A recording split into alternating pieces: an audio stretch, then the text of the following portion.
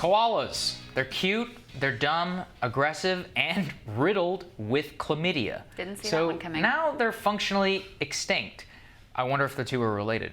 This is according to a new report from the Australian Koala Foundation. According to the report, there are just 80,000 koalas left in the wild, meaning that there aren't enough breeding adults left to support another generation of the marsupial, a combination of conditions that have led to a bleak outlook. Rising temperatures and heat waves have ravaged the tree-dwelling species thanks to a combination of deforestation and fatal dehydration. Oh. According to the AKF, only 41 of the koalas' 128 known habitats in Australia have any of them left. However, Aussies are looking to the U.S. for a possible solution. The Koala Protection Act is a piece of legislation being proposed by the AKF chair, Deborah Tabart, based on our own Bald Eagle Act, which successfully removed our national symbol from the threatened species list. So the Aussie law would focus protecting on koalas, but their habitats, as the current Australian law only protects the marsupials themselves. You know, you're really lucky if you're an animal and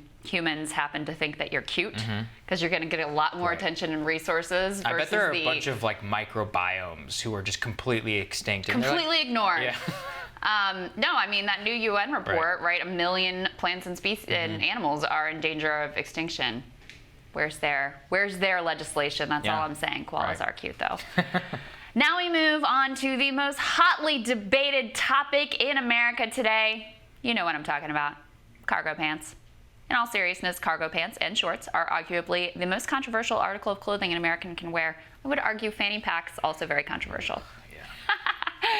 We are used to seeing them on dads over 40 and overserved frat bros. But can cargo pants be haute couture? That's the question that 36-year-old designer Sandor Lack is asking with his collection of wide-legged cargo pants for women. Lack is far from the only designer to offer a pair of the pocket-heavy pantaloons, though. Barney's New York, known for its high-end fashion offerings, is currently selling more than 30 styles of women's cargo pants online, ranging in price from about $250 to over $1,200 a pair, which makes me despair for humanity. So, Sagar, what do you think? It's going to be a thumbs down. That's I believe your initial response to the story was ban them. Yeah, they should be banned. And the reason why is, yeah, it looks good in a Barney's New York fashion model or whatever, but when this trickles down to the rest of the country, this is not, trends need to be set at the top, and we need to think about how they would be carried out. How they're going to translate. That is a great point. I mean, once we start buying cargo pants for women from Kohl's, it's over. Yeah. I definitely had, a favorite pair of Abercrombie cargo pants freshman year of college, and they were fly, so I don't know what you're talking about. Well, that's a topic for another day. So, Game of Thrones has proven itself to be a global TV obsession of the decade, but the final season of HBO's World Eater of a show is leaving a very bad taste in the mouth of some of its fans, including me. And it's not because the show is so dimly lit, or you think that your TV is broken, or because of the occasional appearance of a stray Starbucks cup. A Change.org petition created a little over a week ago is asking the premium cable giant to redo the show's 8th and final season without input from the showrunners David Benioff and D.B. Weiss, who practitioners have deemed incompetent as of this morning. The petition has more than 750,000 signatures from fans around the world. And in 2017, Star Wars fans launched a similar effort to have the Disney remake director Rian Johnson's The Last Jedi, or to outright remove the story from the Star Wars canon. Crystal, I know you don't watch Game of Thrones, but what do you think about the fans attempting to overtake the show's creators as the spiritual owners of a show like this? I think it's very populist. I think it's very of the moment that we, reject this elitist hierarchy that wants to tell us that the show is going to end in some shitty way that we don't approve of. So I'm all for it. I couldn't agree more.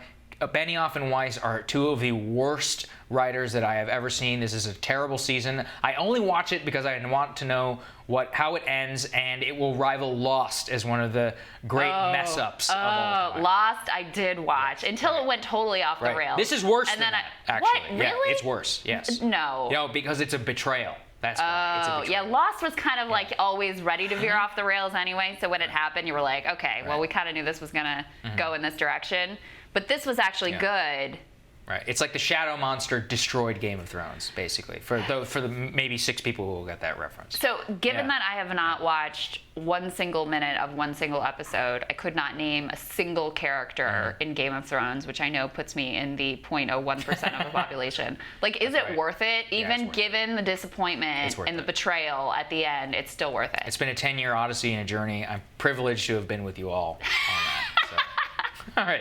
Next week on Rising, former Georgia Lieutenant Governor candidate Sarah Riggs Amico described the Georgia heartbeat law as all about the politics, calling it an intentionally bad policy. She will explain more to us next week. And the U.S. is upgrading our networks by G. Is that what it's supposed to say? Okay. What does that mean? 5G. 5G. Yeah. Oh, I get it now. I got to read these things in advance. We'll discuss the ongoing debate about how the country prepares for 5G. Have a fabulous weekend, y'all. See you Monday. See you Monday.